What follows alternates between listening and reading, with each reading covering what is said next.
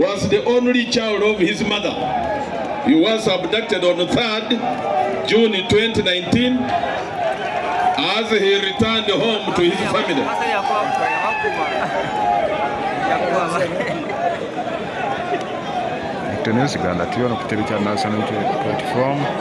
The car in which he had been traveling was found abandoned with his phones and identity cards by the roadside towards Gayaza town. To date, we have not seen or heard from him.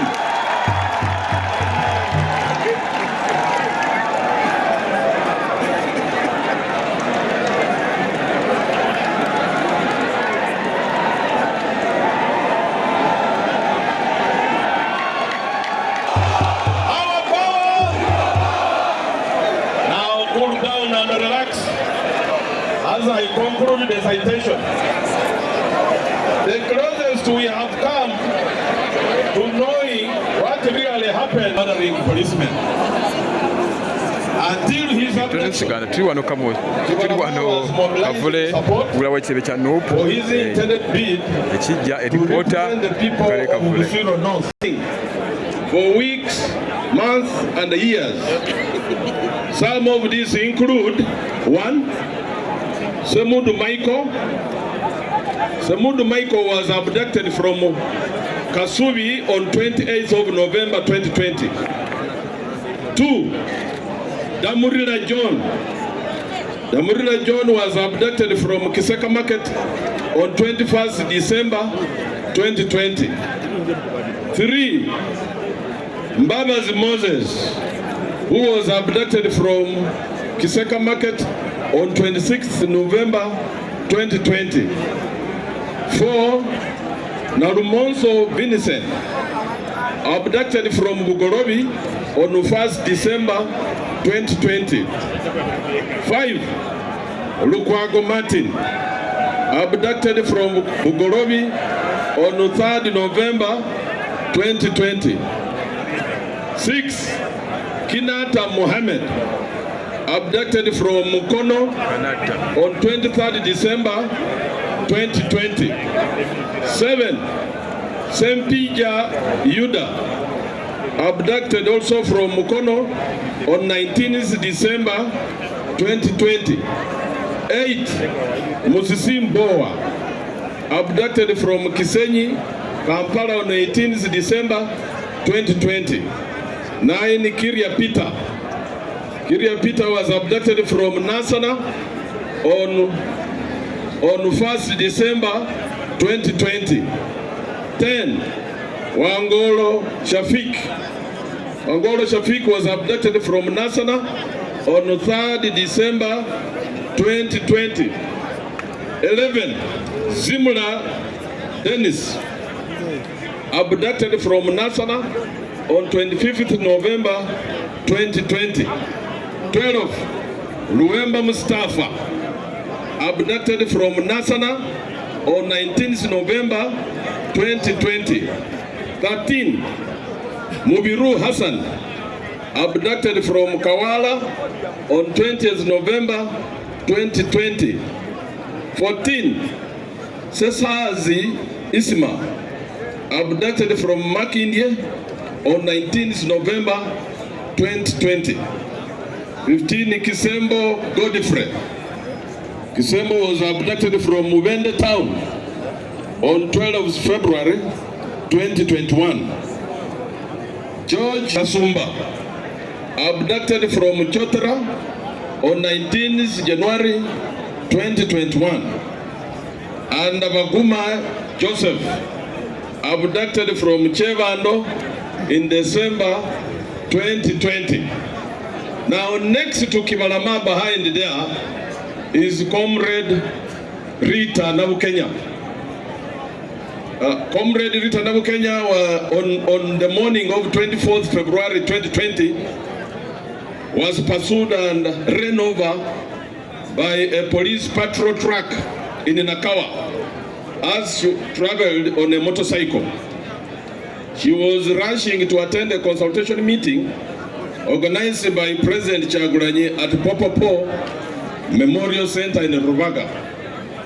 Eyewitnesses stated that once the police officers realized Rita still alive, they reversed the truck and ran over her again until they were sure she was dead before speeding away from the scene.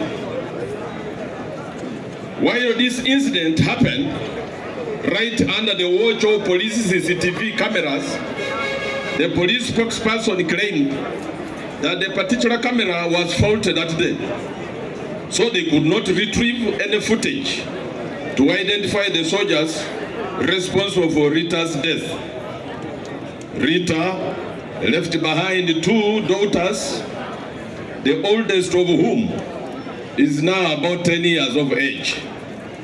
Until her death, she was a presenter on Olujiliro TV, one of the popular online media outlets, a platform she was using to mobilize fellow women and oppressed youth to get national IDs in preparation for the 2021 presidential election.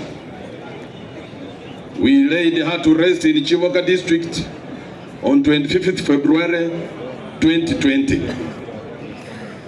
Francis Chibalama Senteza, fondly known as Frank, is the face that is painted at the extreme right, just behind there on the wall. Frank was about 26 years of age when a military police patrol truck, registration number H4DF2382, deliberately ran over him at Buseka roundabout, and the occupants on the military truck, police truck, just continued as if nothing had happened. Frank, a bodyguard to our president, was knocked dead on 27th of December 2020 as he tried to clear the way for the president's campaign team that was rushing journalist Ashraf Kasirye to hospital. Ashraf Kasirye had been shot in the head while covering President Kyagulanyi as he traveled from Masaka for a campaign meeting.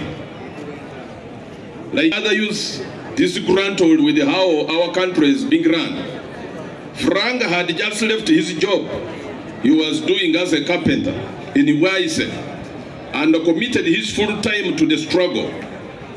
We buried him at Kiroza village in Masaka. The 4 comrades on that wall. That one I was done. The 4 comrades on that wall represent thousands of others who have faced the wrath of Mr. Museveni's regime for identifying with President Robert Kyagulanyi Ssentamu, who is challenging his grip on power. Journalist Ashraf Kasirye and producer Danny Magic are living examples of the many failed attempts at President Kyagulanyi's life, as both have in the past been shot with projectiles aimed at them. The plight of the victims I have mentioned here, in addition to those whose names we have not mentioned for lack of time, highlights the many risks that anybody who dares to challenge Mr. Museveni must be ready for.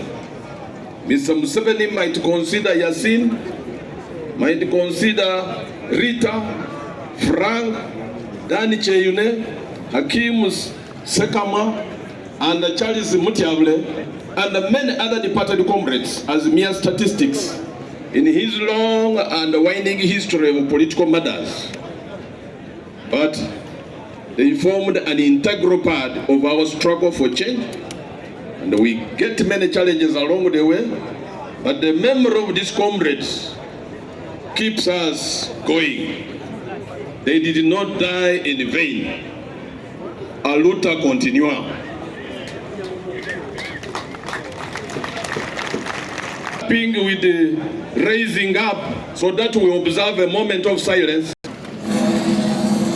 News Uganda tuli wano ku kitebe kya National Platform ekibi ekiggulwawo leero naye baddewo okujjukira abo abazze bafiira mu struggle ezitali zimu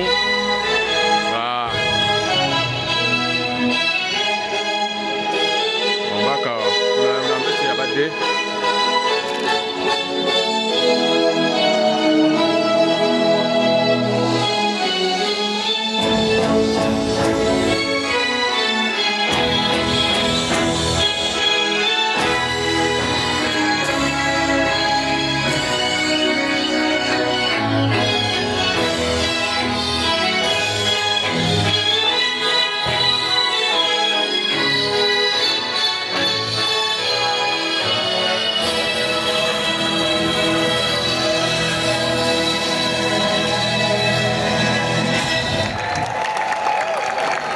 May their souls rest in eternal peace. Headquarter News Uganda Sibajirali wano Makerere Kavule Your Excellency, platform ekiggulwawo leero moment, because as you very well know, in life we have sunshine, then the next day there is rain, and that's how life is all about.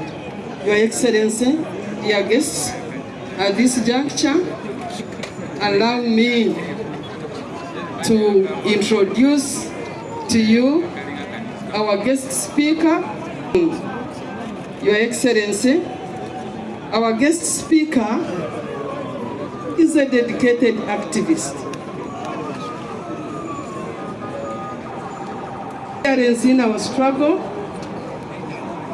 against Mr. Museveni's dictatorship and oppression, governance in Uganda, the man in whose deviant steps we are all walking, the man who has for the most part of his life sacrificed his life, his wealth, his dignity, his health and comfort to the service of our nation.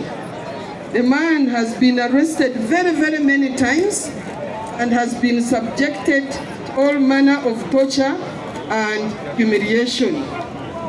Ladies and gentlemen, Your Excellency, allow me to invite the epitome of the political struggle in Uganda, a dedicated nationalist, none other than the retired Dr. Kizza Besigye. Welcome him with a very loud shout. Ladies and gentlemen, you are welcome, Kizza Besigye.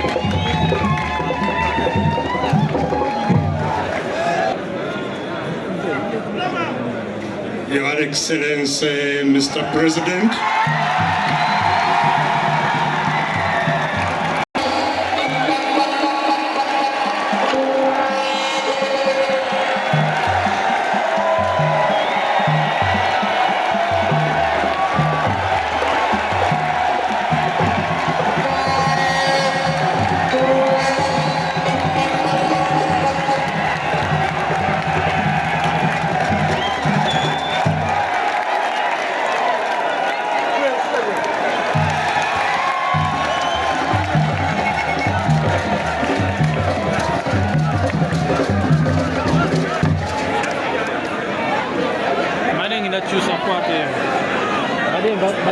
right, Honorable, the Leader of Opposition in Parliament,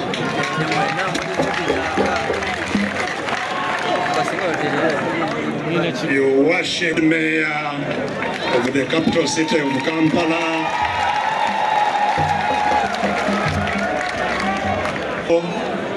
members of Parliament who are here, of the National Unity Platform,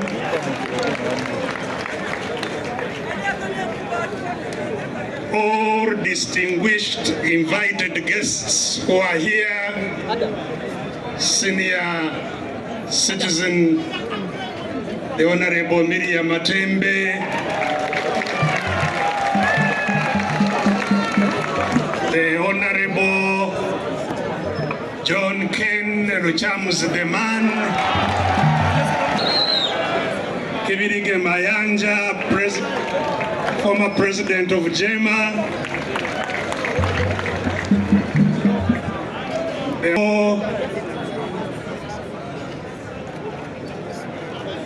Saddam,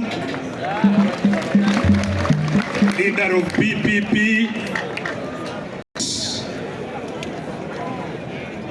although I introduced the Lord Mayor, is also the interim president of FDC.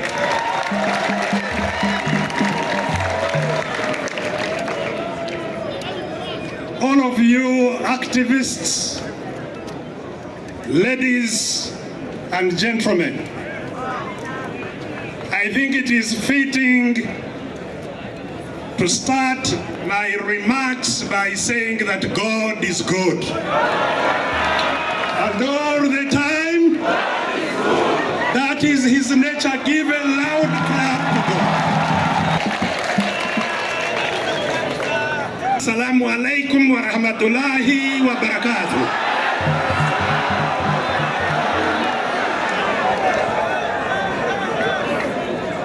We came today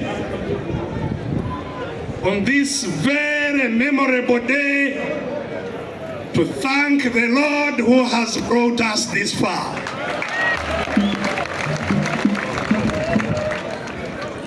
Who would have expected that President Kyagulanyi would still be around here today?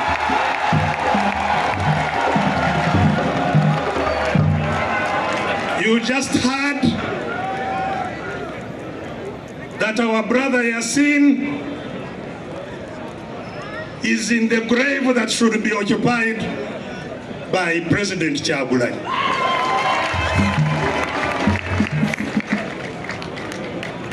And that goes for all of us. Every day we get out of our homes, we don't know whether we shall go back home. So let us thank the Lord who has brought us this far.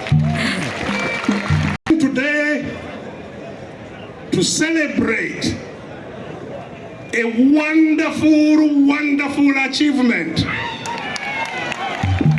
by, I think, the youngest political party, but yet the one that has created this wonderful home for itself.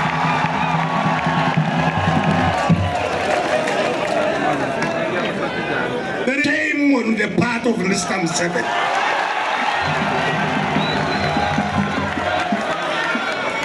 And shame on him, Mr. Museveni, again.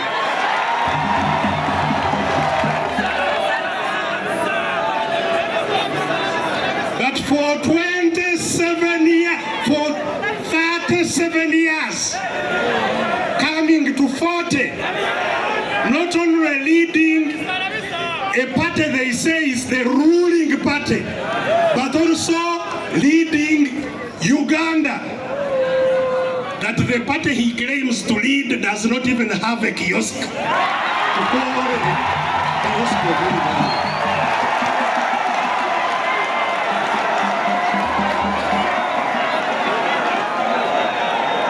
Call themselves NRM. Surely must challenge Mr. Museveni of how they call themselves a mass party, that they can be without a home for 4 decades. And by the way, NRM grabbed a free plot, prime plot in the town near the Crested Towers, and has had that plot for 40 years without ever being able to put a brick on it. So ladies and gentlemen, we come here today to congratulate you, sir, for this achievement, and through you to congratulate the NUP activists and the people of Uganda for this achievement.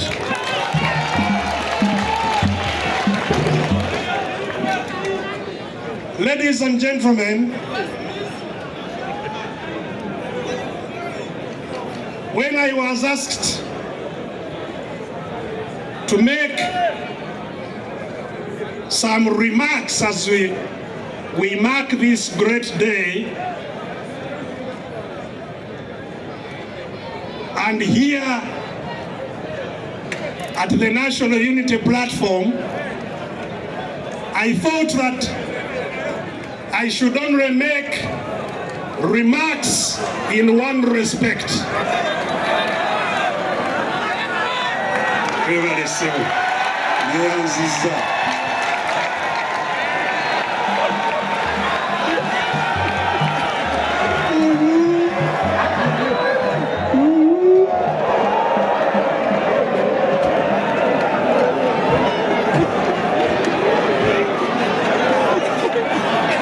So, ladies and gentlemen, I thought sometimes the most important is not appreciated. So I intend to say, to give you one message on it. And that is what of a long history of suffering by the people of Uganda. Ndowooza nja kutabulamu njogera olufuutifuuti ntabulemu n'Oluganda abamu abatategeera biri waakiri tukwatagane ku bino. Nagambye nti nazze bwe nasabibwa okubaako kye njogera ku lunaku olukulu luno, nasalawo njogere ku kintu kimu kyokka: obuvunaanyizibwa bannayuganda abakyali balamu olwaleero bwe balina ku ggwanga lyaffe lino. Kubanga nga bwe mulaba tetumanyi n'enkya n'abeerawo. Ffe abakyaliwo tulina buvunaanyizibwa ki? Mission today.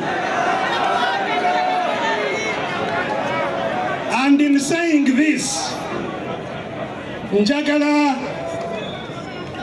tukiriziganye mu ggwanga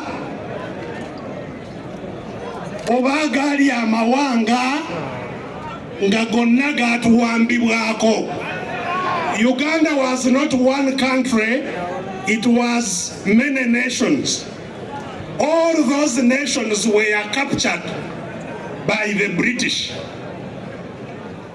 Amawanga gaffe gonna gawambibwa abazungu.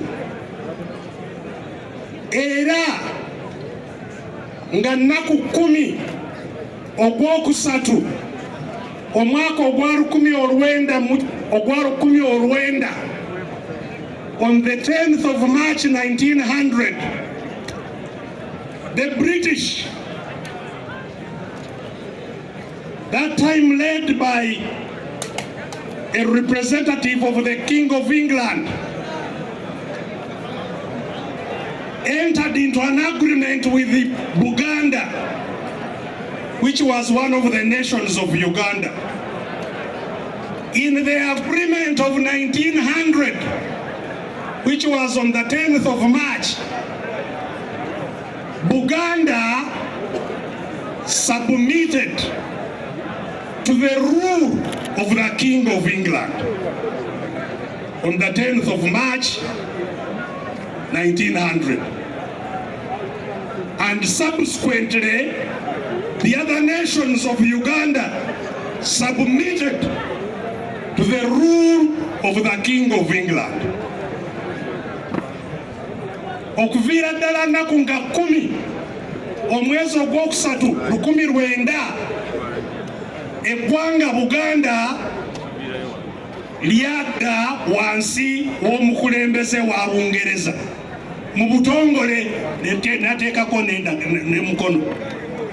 N'amawanga amalala gonna ne gagoberera ku lunaku olwo, gonna ne gawambibwa ne gadda wansi wa obukulembeze bw'omufuzi owa Bungereza.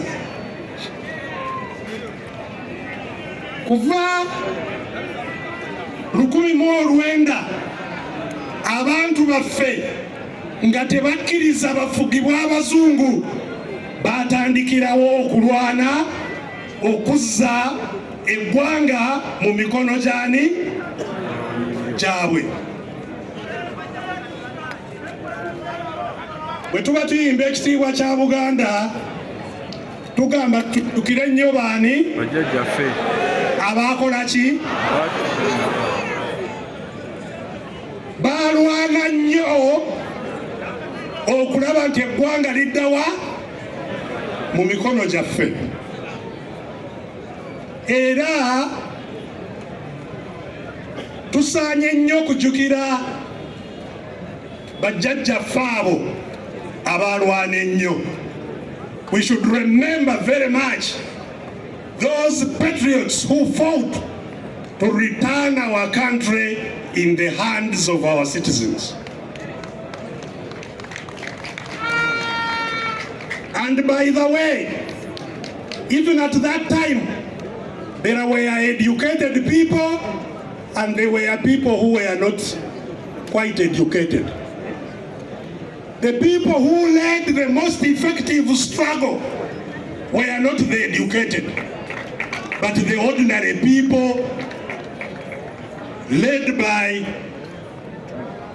people that, like Augustine Kamia, Ignatius Musazi.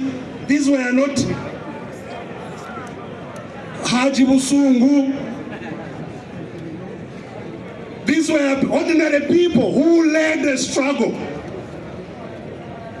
to free Uganda from the British. After 62 years of struggle, in 1962, the British gave up and handed over Uganda back to us. Mubakubire engalo ez'amaanyi abalwa. 62, no leader of Uganda has come from the decision of Ugandans to be lifted to the leadership of our country. Every leader since 1962 has bombed their way into office. Every leader has been bombed out of office. Buli akulembeddeko Uganda yaleetebwa mundu. Buli agenza yatwalibwa ki? Ekitegeeza abantu temuyina ki? Temuyina buyinza ku bukulembeze. Mundu yokka yekola ki? Yeeyina.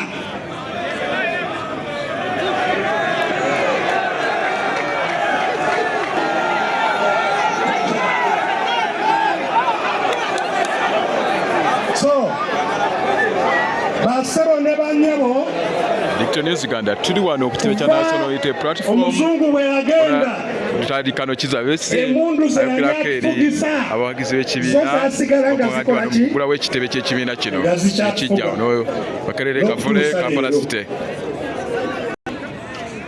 ng'agamba nti tebayita ettendekero erimu erinnya lya Idi Amin nti kubanga Idi Amin yatwala bukulembeze mu bukyamu. Ekikulaga nti Mwami Museveni takyamanyi gy'akola ki? Takyamanyi gy'ali. Takyamanyi kyali. Tamanyi nti naye obuyinza yabutwala mu ki? Ku maanyi. So bassebo ne bannyabo kuva 62 Bannayuganda balwana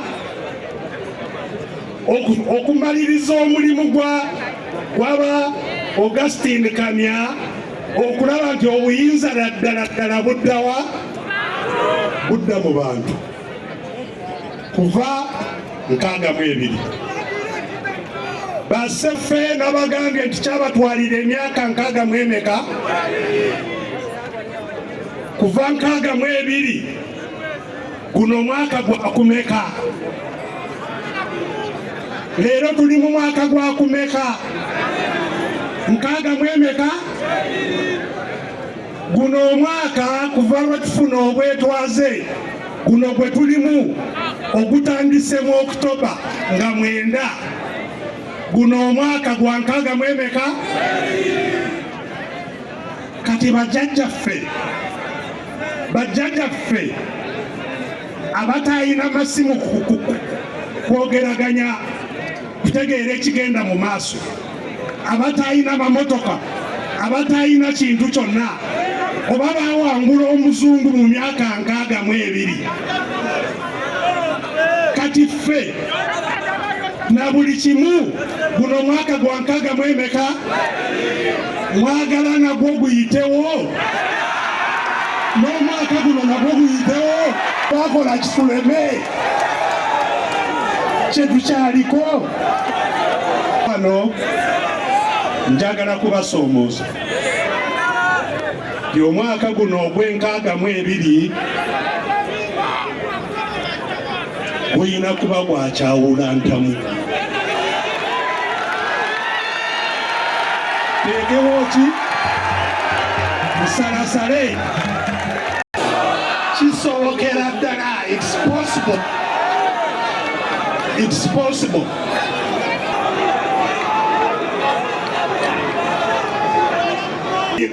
Gwe gusembayo bwe tuba babutaswala ku bajjajjaffe, kitegeeza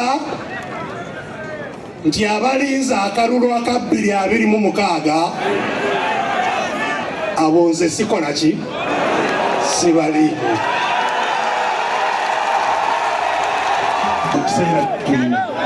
Editor News Uganda tuli wano ku kitebe platform kano Kizza Besigye ayogereko eri abawagizi b'ekibiina era gye emisira gy'owulira Editor News Uganda tega wajjira kano kamocha so wano Kavule Makerere ku kitebe ekijja. Ebikozesebwa okutuleka mu mbeera y'obusibe n'okutuusa leero tulina okukola ki? Kubiwangula. We must defeat the tools that have kept us captive up to date. Ebikulu ennyo ebikozesebwa okutuleka mu buwambe bwe tulimu olwaleero. Ekisooka ze mundu ziri okutiisatiisa ki? Okutiisatiisa obwongo bwaffe. Nti buli omu awangaalira mu ki? Mu kutya. Kubanga bajja kutta, kubanga bajja kutulugunya, kubanga bajja kusiba, kubanga bajja kujjako n'akatono k'okola ki? Era ly'ekkubo lyabwe erisooka eritukuumira mu mbeera.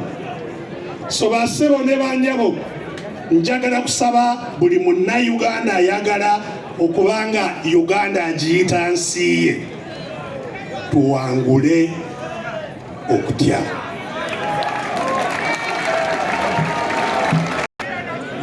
Era atatya omutyanga. Buli omu akola ki? Buli omu atya. Nange wano singa kibwatuka esobola okudduka. Buli omu akola ki? Naye tuyina okweteekamu embeera okukola kye tuyina okukola newankubadde tukola ki?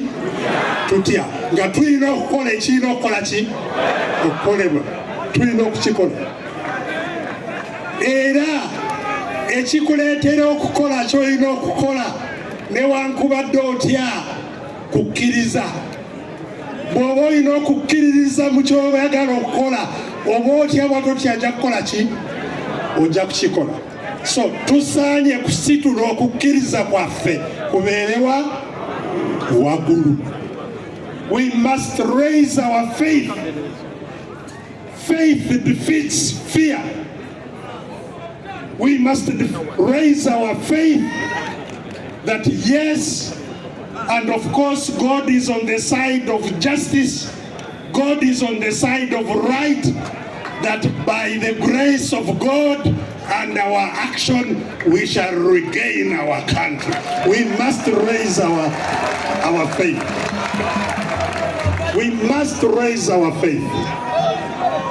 Secondly, kyetulina okuwangula ekyokubiri eyawamba ensi yaffe yawamba bugaga bwayo era abukozesa nga bwakola ki nga bwayagala era bwawulira nti wano omukozi ebyetendo ajja kutandika kubuuza ani ebyo abikulembera alaba oba asobola kumuwa ki kasente byabadde akola akole ki abiveeko bwe bakufuna kyetwagala tulina okuwangula sente z'omulabe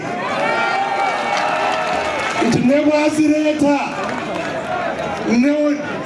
bw'oba osazeewo ozirye naye oziryera n'osigala okola kyokola ki naye kiba kirungi n'okuzikwatako bw'otokola ki bw'otozikwatako anyebo ebintu bino mbibagamba kubanga bwe tubiteekako essira nga bwe mbagambye teri kigaana tetujja kutuuka gye tulaga nga tetuyise mu kubonaabona ekyo tebakulimba tyojja kubanga oweeyagala otuuke mu mirembe gy'oyagala tekiriyo ojja kuyita mu kubonaabona abamu mwogerako ku lutalo lwe twayitamu olw'ekinaana olwaleeta Museveni n'okweyagala kweyeyagala yasooka n'akola ki n'abonaabona yayita awazibu so naffe tulina okwesiba emmeka ebbiri ne bwe ziba essatu ne bwe ziba ennya twesibe tumanye nti kati wasigadde emyezi emeka mujja kusigala nga mugibala ogw'enkaaga mu ebiri nga tegunakola ki nga tegunatuyitako mwesibe ebbiri tulabe nti oba afulumya sente zenkana ki oba zenkana ki tusigala nga tukola kye tulina okukola ki okukola kopoko y'omulabe omulabe mwami Museveni ensonga lwaki tayagala President Kyagulanyi atambula ayogere ne bannayuganda lwakuba bw'ayogera nabo ajja kubazukusa kubazibukula amaaso abantu bategeere ekyokukola ki tajja kukkiriza basigala ku buleediyo era wano tusobola okwogerera ku buleediyo obw'omutawuni wano naye bw'ogenda mu byalo tebakukkiriza oyogerere ku kaleediyo akaawa ate bwonna bwabwe eri ajja kwogereraku so abantu baffe abali mu byalo bawulira mwami Museveni kyokka yekka kyakola ki yekka kyayogera ng'ayitira mu RDC ba diso ba jiso bani ababeera ku buleediyo obwo nga boogera propaganda we basebo ne banyebo era ayitira mu propaganda eyo naffe ffennyini n'atusigamu ensigo ey'okutuleetamu okutya buli omu kutya munne simanyi mukitegeera propaganda aleeta buli omu kutya ki munne bagamba oyombega buli omu abenga atya ki atya munne nga talina kyasobola kukola basebo ne banyabo njagala tutegeeragane nze mbega mmanyi omu atakola kyalina kukola ki kyalina kukola bwe tugamba tugende nenkulaba nga osala panya ate nga tugenda manya nti gwoli ki si kubanga waliwo ambuulidde we should not be guided by words, we should be guided by actions. Simanyi tegeeragana. Let's be guided by actions. Bw'abanga mulwanyi era alwana tomubuusabuusa manya nti oyo ali ku ludda ki oludda lw'oliko nga bwe twagala okubaako ebikolebwa talabika oyo manya nti ki mbega nga eyoyo eyatuwamba okutwawulayawula oba oliawo n'okutukoonaganya. Okwawulayawula n'okukola ki? N'okutukoonaganya. Kubanga abawambye eggwanga lino bantu batono nnyo bantu batuwe bati. Kati ffe abangi okusigala nga bakyatuwambye ebbanga lino lyonna balina okutukutulamu bitundu bingi nnyo ate oba oliawo tube nga twekuba ffekka. Mu kifo ky'okutunuulira eyatuteeka mu mbeera eno ng'otunuulira munno omuwambe ti ye mulabewo. Simanyi tuli ffenna.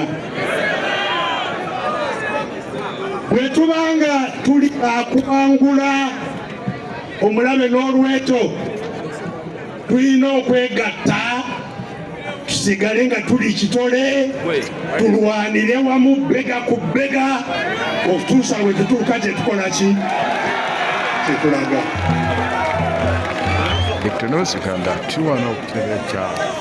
Era nga tuwangula ebyo buli omu muffe kiraga nti alina obuvunaanyizibwa bw'amaanyi. Olowooza ntujja kuva mu mbeera eno kubanga pulezidenti Kyagulanyi alina kyakoze ye ng'omuntu yekka. Naawe olina obuvunaanyizibwa okubaako kyokola ki? Buli munnayuganda abamu mpulira abagamba nze siri wa byabufuzi, kitegeeza nti oli musiru. Bw'oba toli wa byabufuzi kitegeeza nti oli musiru just.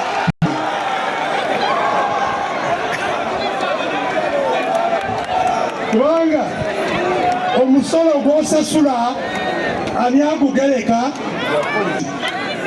Omusolo gw'osasula kye gukola ani akisalawo? Byabufuzi. So bw'ogamba nti siri munnabyabufuzi oyo manya bumanya ti ono omusiri awedde emirimu.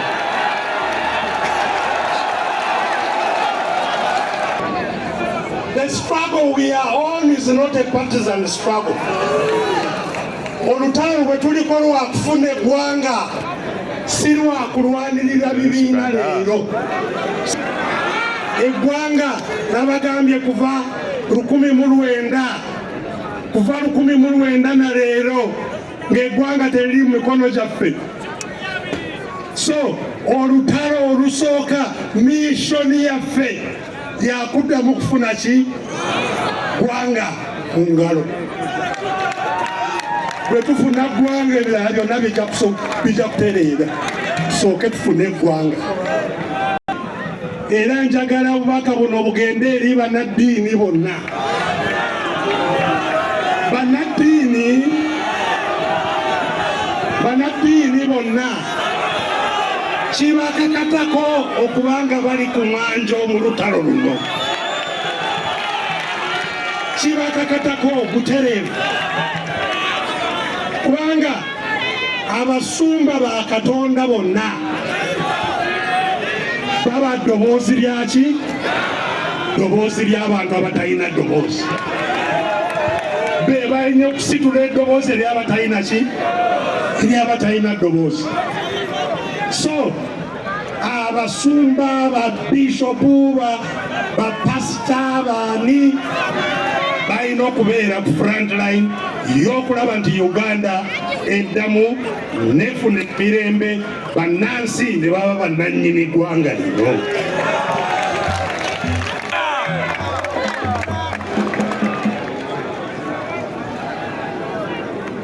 Bye tukola okulwanira ensi yaffe olutalo luli lwe twalwana olw'ensiko saafunamu kintu kyonna, naye ekyentwala kikyaliwo ekitanaba kuvaamu.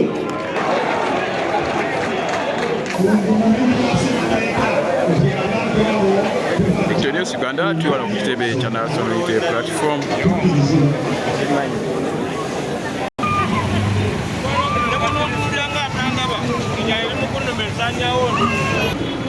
Victorious Uganda wano kitebe kya National Unity Platform kikuddwawo leero. Kindaga agenda amanya amazima. Tono Uganda Sigajira Nopo.